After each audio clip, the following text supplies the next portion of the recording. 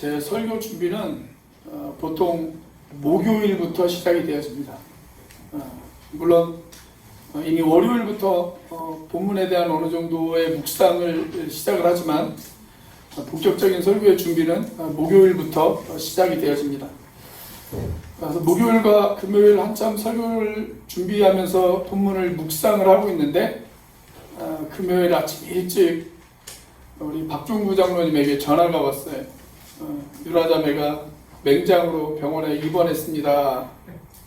그렇게 전화가 왔습니다. 제가 그 이야기를 듣고 두 가지의 마음이 교차되어졌습니다. 하나는 이번 주 설교 본문이 환우를 위한 기도라고 하는 본문인데 내가 이 본문을 설교하려고 해서 혹시 환우가 생겼나? 그런 생각이 들면서 좀 미안한 마음도 들더라고요. 그리고 또 하나의 마음은 우리가 다시 기도의 자리로 돌아가서 하나님 앞에 기도하라고 하는 하나님의 사인이 아닐까 라고 하는 생각도 들었습니다. 둘 중에 해석은 여러분들의 자유입니다. 기독교 역사상 가장 위대하게 쓰임받은 사람 딱 한 사람을 이야기하라고 한다면 저는 잠시도 머뭇거리지 않고 사도 바울을 이야기할 것입니다. 그런데 이 사도 바울에게도 말할 수 없는 그리고 원인을 알 수 없는 육체의 가시가 있었다라고 성경은 이야기하고 있습니다. 오늘 본문의 7절 말씀을 같이 한번 읽어보도록 하겠습니다. 시작!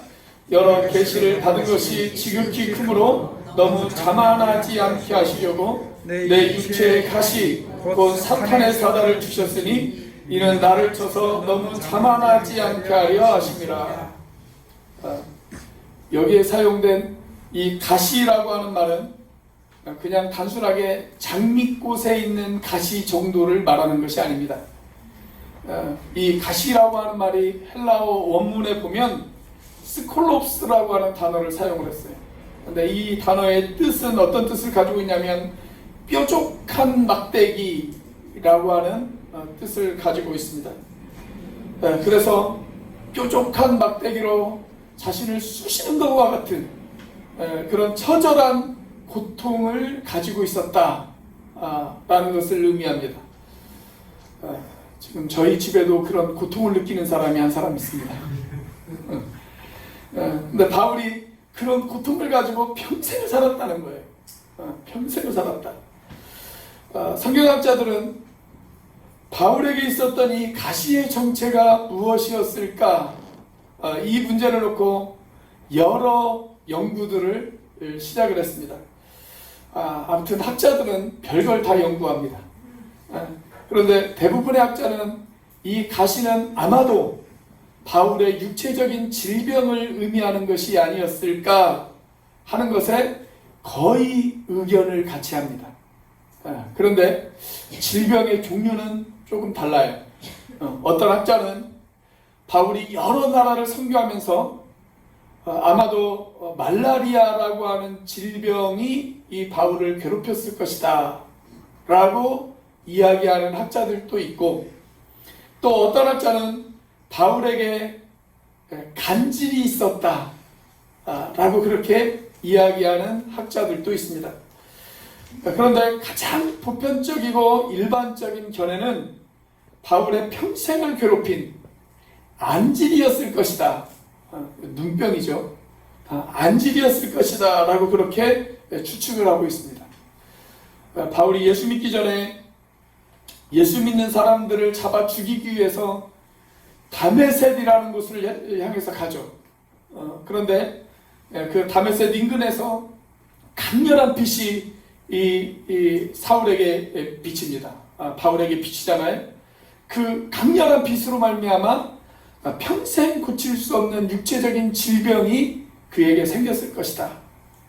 그렇게 추측을 하고 있습니다. 그 근거로 갈라디아서 4장 14절과 15절을 이야기합니다. 자, 우리 같이 한번 읽어보겠습니다. 시작! 너희를 시험하는 것이 내 육체에 있으되 너희가 할 수만 있었더라면 너희의 눈이라도 빼어 나에게 주었으리라. 너희가 내 육체를 보면서 시험에 들 수도 있다. 너희들이 나를 너무 사랑하는 마음으로 너희들이 할 수만 있었다면 너희들의 눈이라도 빼어서 나에게 주었을 것이다. 굳이 여기서 바울이 눈을 언급한 것은 자신의 눈에 질병이 있었기 때문이 아니었을까, 이렇게 추측할 수가 있죠. 갈라디아서 6장 11절에서도 비슷한 표현이 하나 더 등장을 합니다. 같이 한번 읽어보겠습니다. 시작. 내 손으로 너희에게 이렇게 큰 글자로 쓴 것을 보라.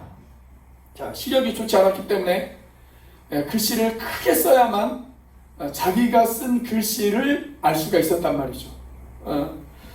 우리 교회도 이제 연세가 드셔서 큰 글자 성경으로만 봐야 성경을 보실 수 있는 분들이 계시잖아요. 그렇죠? 그래서 이런 육체의 질병을 가리켜서 오늘 본문은 육체의 가시다, 그렇게 이야기를 하고 있습니다. 자, 그렇다면 이 육체의 가시와 싸우고 있는 지체들을 위해서 우리는 과연 무엇을 기도해야 할까요? 첫째, 가시가 떠나가도록 기도해야 합니다. 가시가 떠나가도록 기도해야 합니다. 자, 바울 역시 육체의 가시가 그를 괴롭혔어요. 그리고 그 육체의 가시가 떠나가도록 바울 역시 기도했습니다. 오늘 본문의 8절입니다. 같이 한번 읽어보겠습니다. 시작. 이것이 내게서 떠나가게 하기 위하여 내가 3번 주께 간구하였더니. 자, 몇 번 기도했다고요? 3번 기도했습니다. 3번. 자, 그렇다고 바울이 딱 3번만 기도했다, 이런 이야기는 아닐 것입니다. 아마도 이 말은 이 문제를 놓고 작정해서 기도한 것이 3번이다 라는 이야기가 되어질 것입니다. 아마 우리식으로 이야기하자면 내가 이 문제 해결을 놓고 기간을 정해서 금식하며 작정해서 기도하겠다, 이런 작정이 아마 한 3번 정도 있었을 것이다 라고 그렇게 생각을 하고 있습니다. 자, 그렇다고 해서 우리가 어떤 기도 제목을 놓고 딱 3번만 기도하면 된다, 이렇게 생각하시면 성경을 크게 오해하시는 겁니다. 여러분, 어떤 기도 제목은 우리가 평생을 두고 해야 하는 기도 제목도 있어요.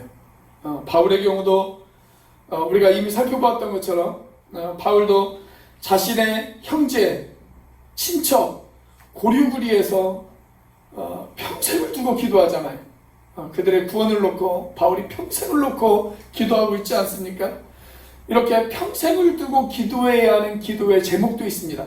자, 그런데 어떤 기도회 같은 경우에는 기간을 정해놓고 내가 하나님 앞에 작정해서 기도해야 하는 그런 기도의 제목도 있습니다.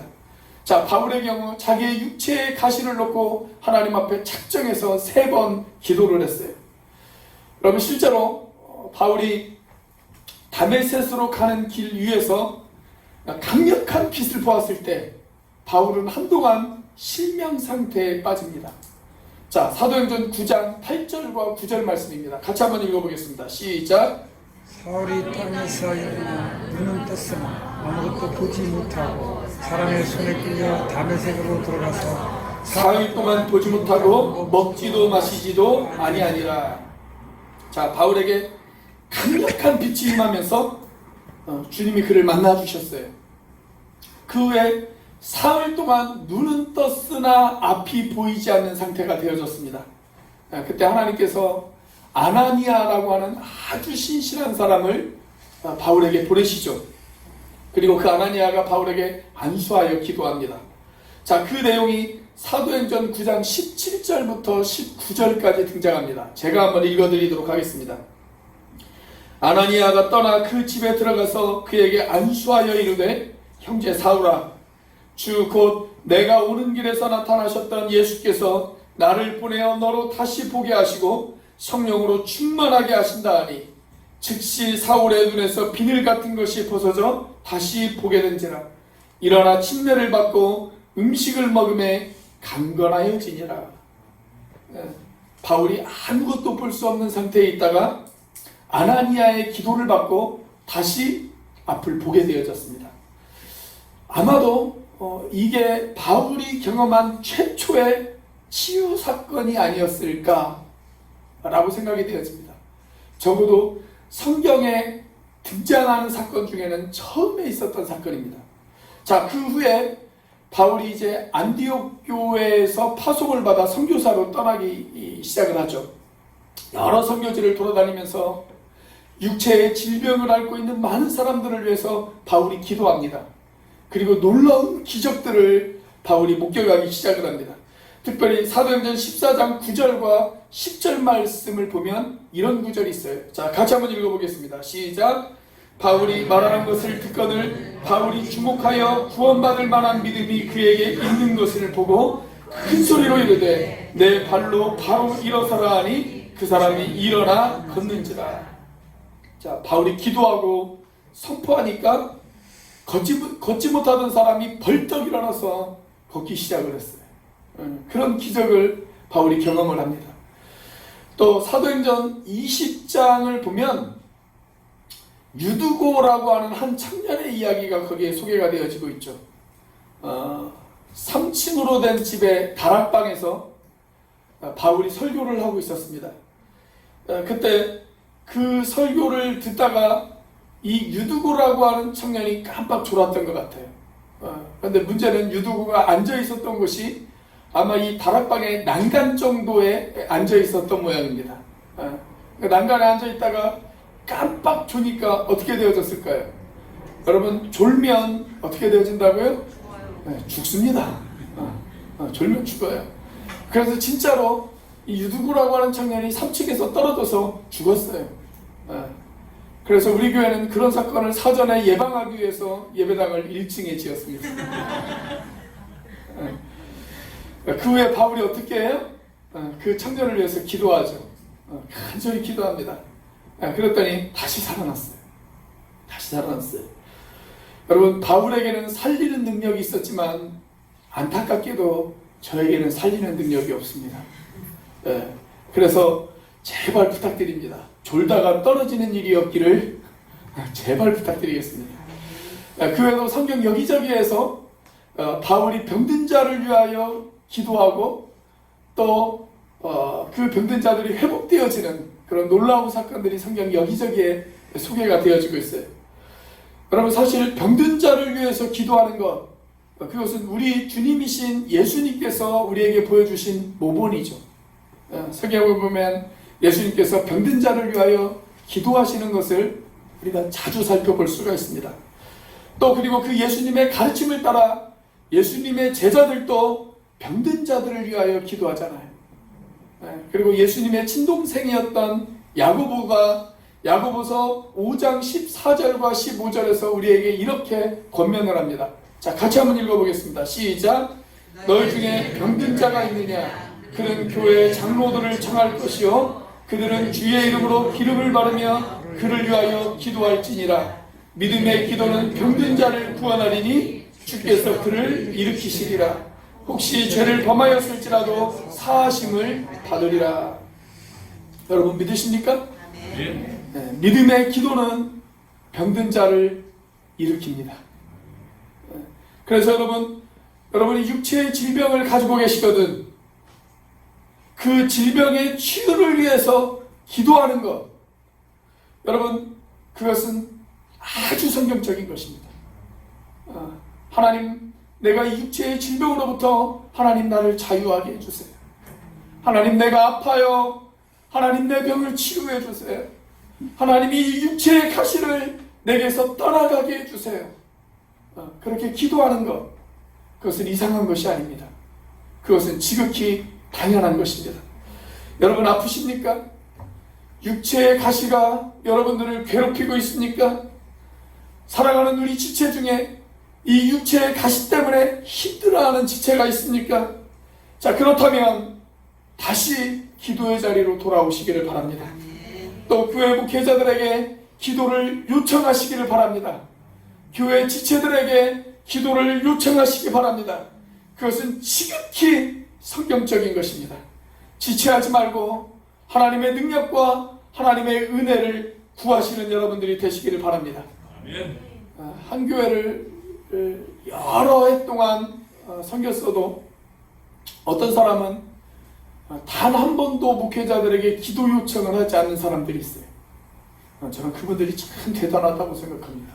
무슨 배짱으로 살아가나. 그런 사람을 그렇게 행동하시는 분들도 있어요. 여러분, 육체에 가시를 놓고 하나님 앞에 기도하십시오. 그리고 기도를 요청하십시오. 저와 여러분들이 해야 할 일, 기도해주고 기도를 요청하는 일입니다. 자, 그런데 두 번째가 중요합니다. 우리가 그 가시가 떠나도록 기도했음에도 불구하고 그 가시가 떠나지 않을 수도 있습니다. 어떤 경우에는 그 가시가 떠나요. 육체의 질병이 회복되어져요. 기도해서 나았어요.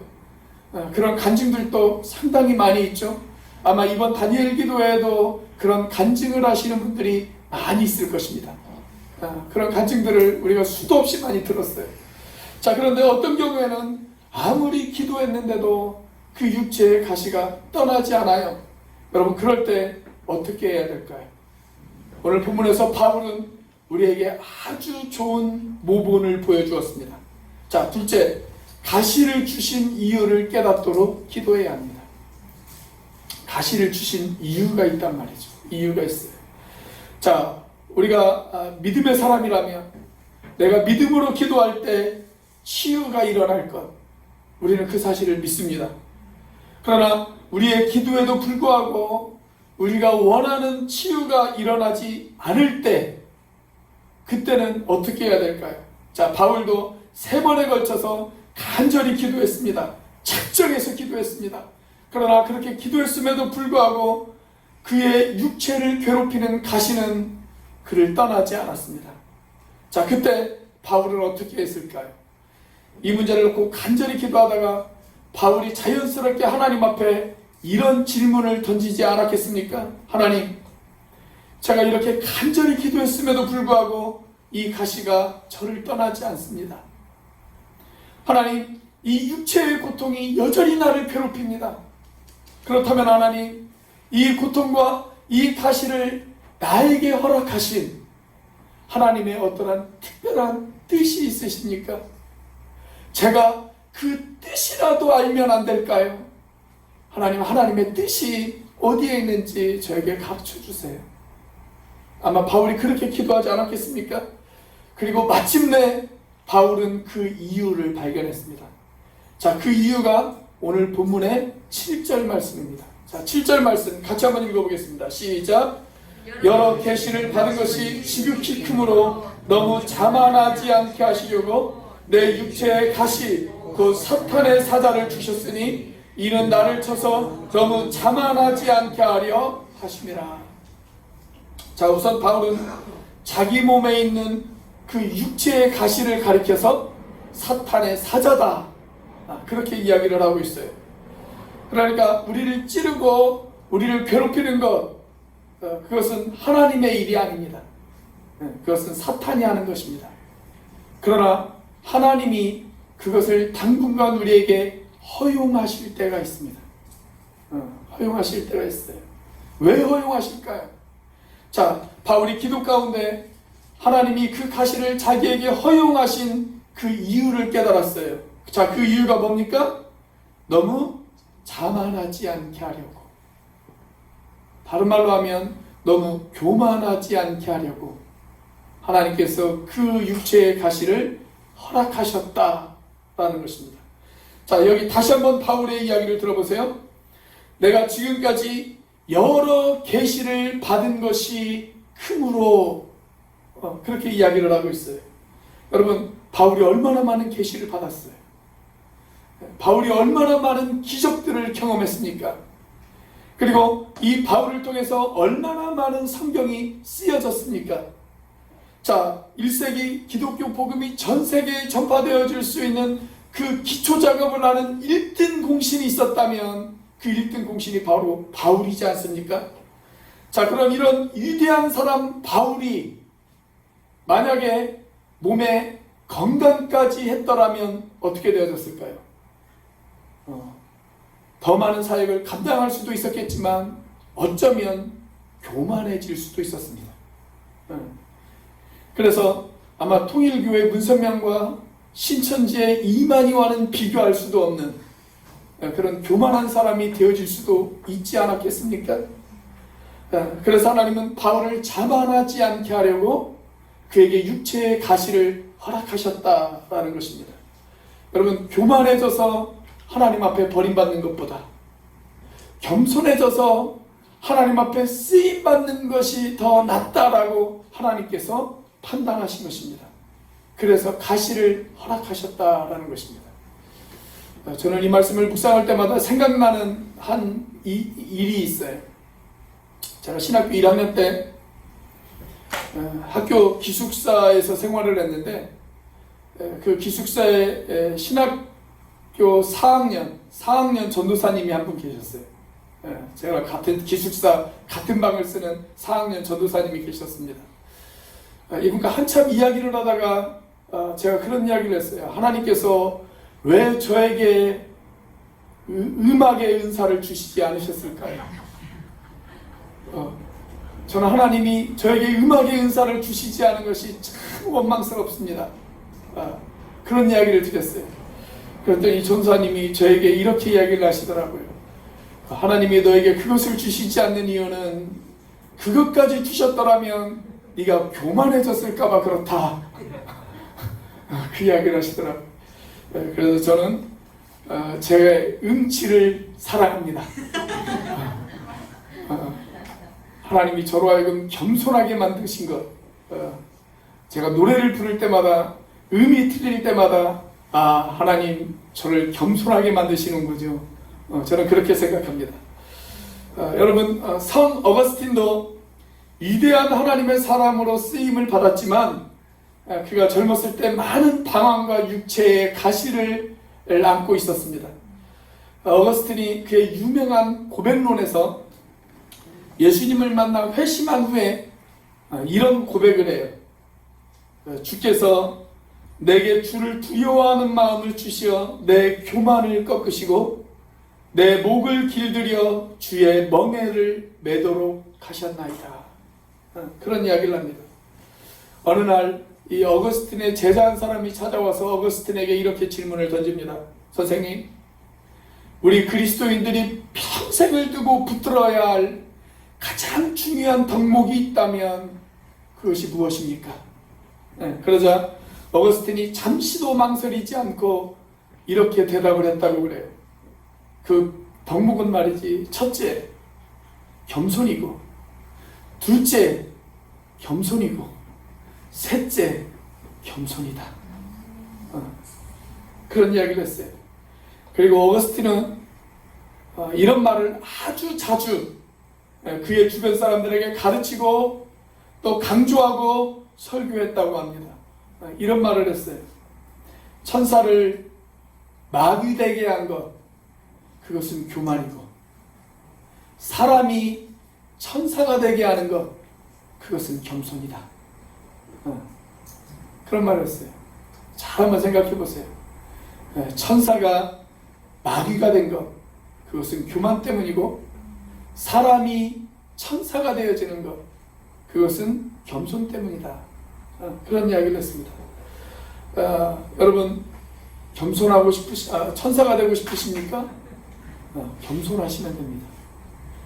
우리 앞뒤 좌우에 있는 분에게 이렇게 한번 인사해 볼까요? 천사 같으십니다. 한번 인사해 보세요. 천사 같으십니다. 네. 그런데 여러분, 마귀가 되고 싶으십니까? 간단합니다. 교만하면 됩니다. 교만하면 돼요. 바울이 3번에 걸친 간절한 기도가 있었음에도 불구하고 하나님은 그를 겸손한 사람으로 쓰시고자 육체의 가시를 허용하셨다.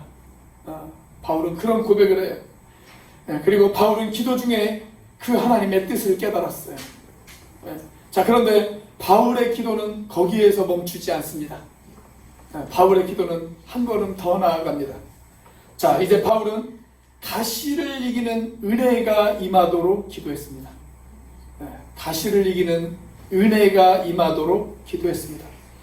여러분, 내가 기도했음에도 불구하고 그 가시가 떠나지 않는다면 그때 우리가 반드시 구해야 될 것, 그 가시를 이기는 하나님의 은혜가 나에게 임할 수 있도록 우리는 기도할 수 있어야 됩니다.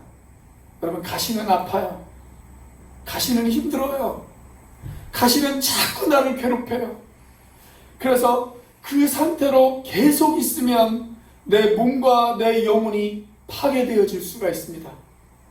내 몸이 약해지고, 내 몸이 약해지다 보면 내 영혼도 시험에 들 수가 있기 때문에 그렇습니다. 자, 그래서 그때 우리가 기도해야 될 것, 그 가시를 이길 수 있는 하나님의 강력한 은혜가 나에게 임할 수 있도록 기도하셔야 됩니다. 강력한 은혜가 우리에게 임한다면 그 가시의 아픔 정도는 우리가 넉넉히 이기고 남음이 있을 수 있지 않겠습니까? 우리 교회도 그 축구를 좋아하시는 분들이 참 많은데, 제가 아는 친구 중에 축구를 정말 사랑하는 사람이 한 명 있습니다.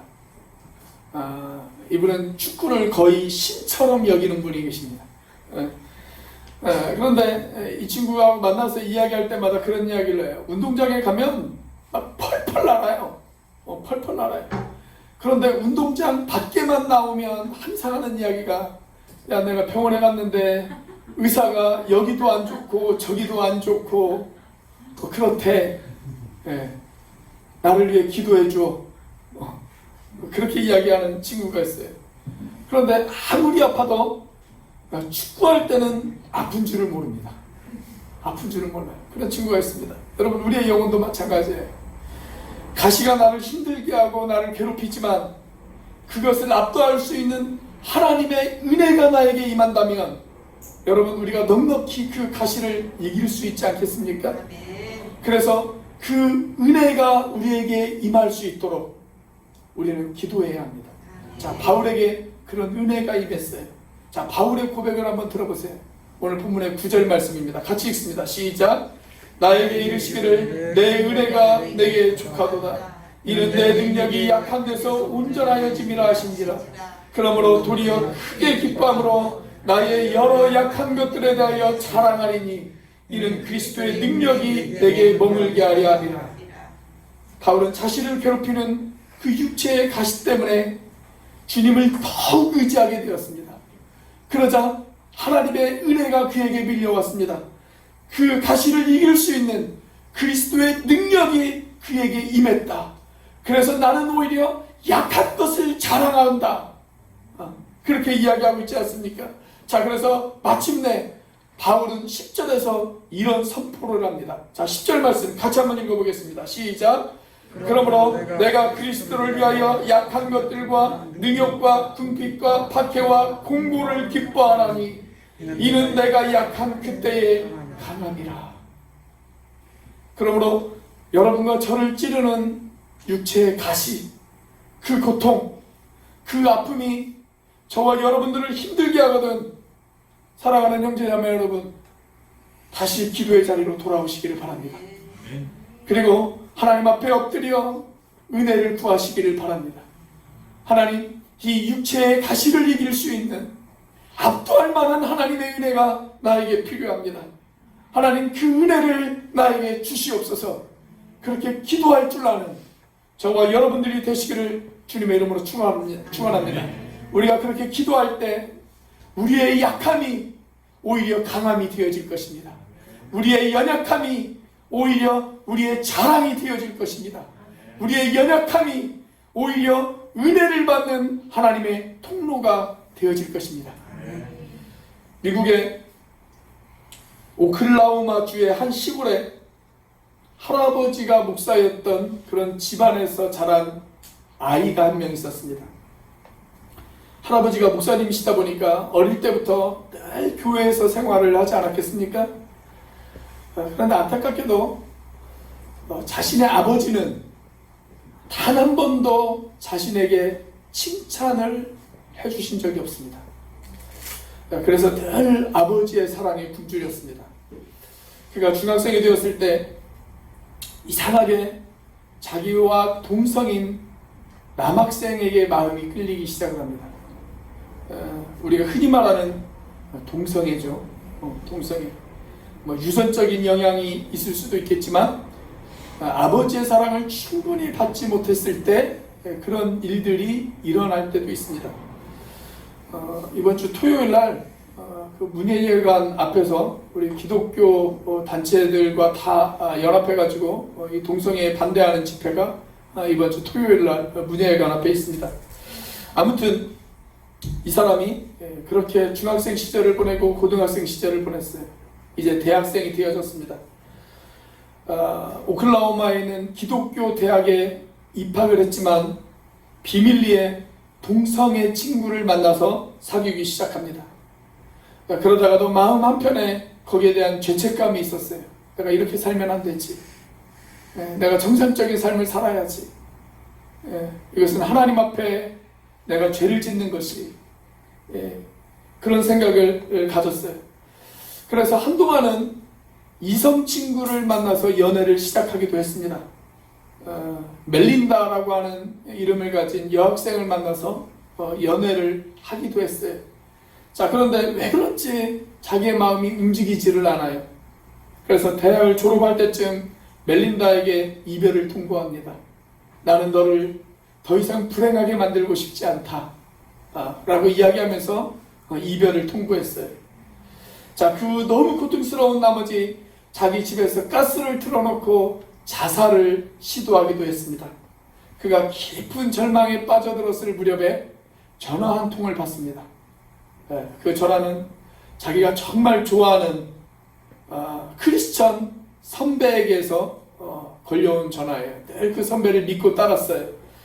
그 선배가 전화를 해서 자기에게 이런 말을 해요. 야, 내가 꿈을 꾸었는데 말이야, 너에 대한 꿈을 꾸었어. 그런데 네가 꿈속에서 놀랍게도 작곡을 하더라. 그리고 네가 작곡한 그 노래가 온 세상에 울려 퍼지더라.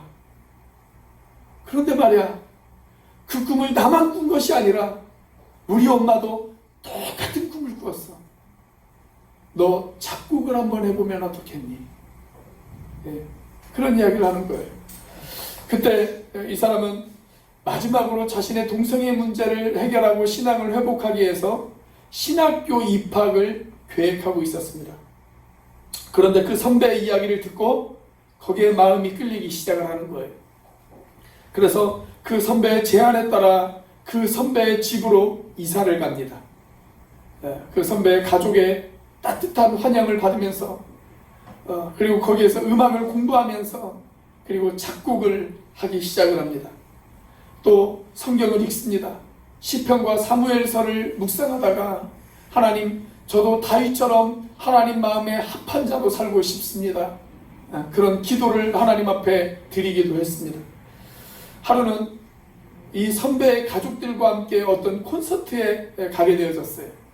그런데 그 콘서트의 제목이 뭐였냐면 사도행전 2장 콘서트였습니다. 사도행전 2장 콘서트.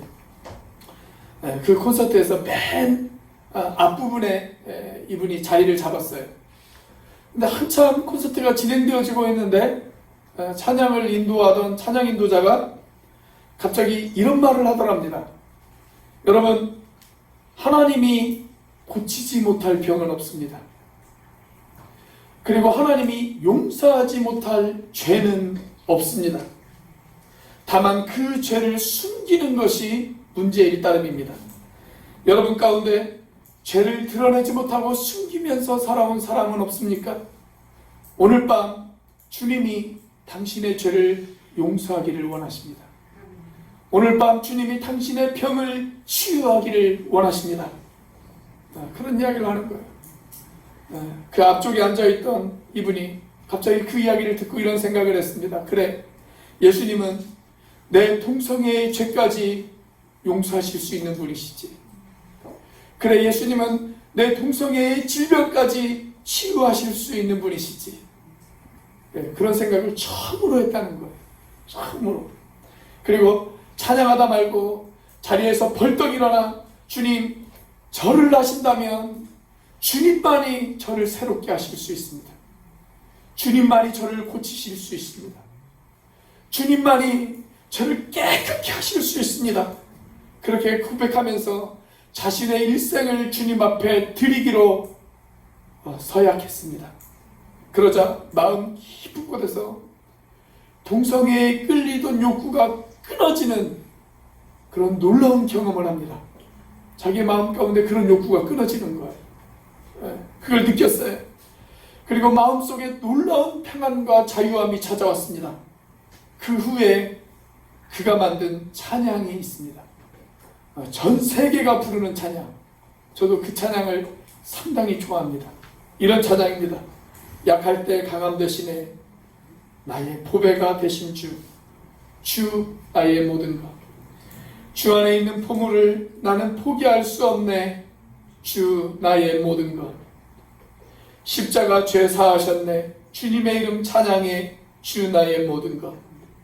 쓰러진 나를 세우고 나의 빈잔을 채우네. 주 나의 모든 것. 이 사람이 바로 데니스 저니건이라고 하는 사람입니다. 이 사건 이후에 과거 그가 이별을 통보했던 멜린다를 다시 찾아갑니다. 그리고 새롭게 사랑을 시작합니다. 어떻게 되어졌을까요? 두 사람이 드디어 결혼을 합니다. 결혼을 해요. 자, 결혼하고 자식을 낳았습니다. 몇 명의 자식을 낳았을까요? 여러분 놀라지 마십시오. 이렇게 낳았습니다. 9명의 자녀를 낳았습니다. 그리고 지금은 할아버지가 되었습니다. 할아버지가 되었습니다. 9명의 자녀를 낳았습니다. 그리고 지금은 전 세계를 돌아다니면서 하나님은 동성애를 고칠 수 있다고, 동성애를 통한 그 어둠 속에서 하나님은 그 죄의 사슬을 끊으실 수 있는 분이시라고 그렇게 간증하면서 돌아다니고 있습니다. 사랑하는 여러분, 이 데니스 저니건에게 임했던 그 은혜, 바로 저와 여러분들에게 필요하지 않습니까? 그에게 임했던 그리스도의 능력이 우리에게도 필요하지 않습니까?